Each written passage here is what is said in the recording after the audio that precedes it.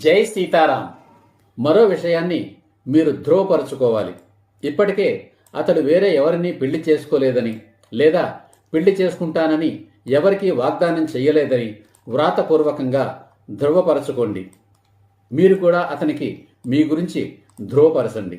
ఎందుకంటే ఇది పురుషాహంకార ప్రపంచం. పురుషుడు ఎంతమందినైనా పెళ్లి చేసుకోవచ్చు, పెళ్లి చేసుకోకుండా కూడా కాపురం చేయవచ్చు అనే పురుషాహంకార ప్రపంచం.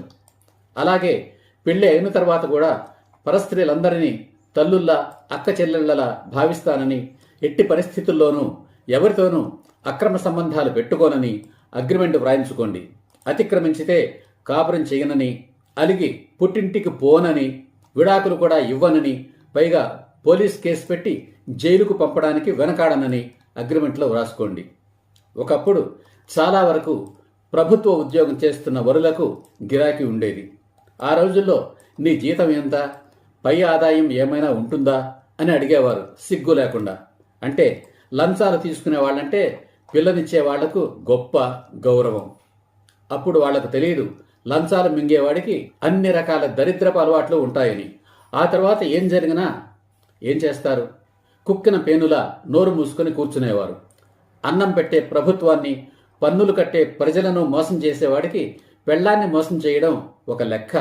ఈ రోజుల్లో అయితే ప్రభుత్వ ఉద్యోగులు అరుదుగానే ఉంటున్నారు. ప్రైవేటు ఉద్యోగం కానీ, ప్రభుత్వ ఉద్యోగం కానీ నీతి నిజాయితీతో కూడిన సంపాదన చాలని చెప్పండి. అవినీతి సంపాదనకు నో చెప్పండి. అదనపు సంపాదన కోసం ఉన్నదాన్ని పోగొట్టుకునే పనికిమాలిన పనులు చేయనని అగ్రిమెంట్ వ్రాయించుకోండి. పెళ్లికి ముందు ఎంగేజ్మెంట్ లేదా నిశ్చితార్థం ఎలా చేసుకోవాలో కూడా నేనే చెప్తాను. నేను చెప్పిన అన్ని పాయింట్లతో అగ్రిమెంట్లు వ్రాసుకుని వాటితో పాటు పెళ్లి కూడా ముందు రిజిస్టర్ ఆఫీసులో చేసుకోండి. అదే ఎంగేజ్మెంట్. ఆ తర్వాత ముహూర్తాలు, శుభలేఖలు, బంధుమిత్రులను పిలిచి పెళ్లి పందిట్లో సంప్రదాయబద్ధంగా వివాహం చేసుకోండి. ఈ వీడియో నచ్చితే లైక్ చేయండి, కామెంట్ చేయండి, మీ తోటి యువతులకు షేర్ చేయండి. ఈ ఛానల్ను ఇప్పటి వరకు సబ్స్క్రైబ్ చేయకపోతే వెంటనే సబ్స్క్రైబ్ చేయండి. ఈ ఛానల్ వీడియోలన్నీ మొదటి నుంచి చూడండి, మళ్ళీ చూడండి. జై హింద్, జై సీతారాం.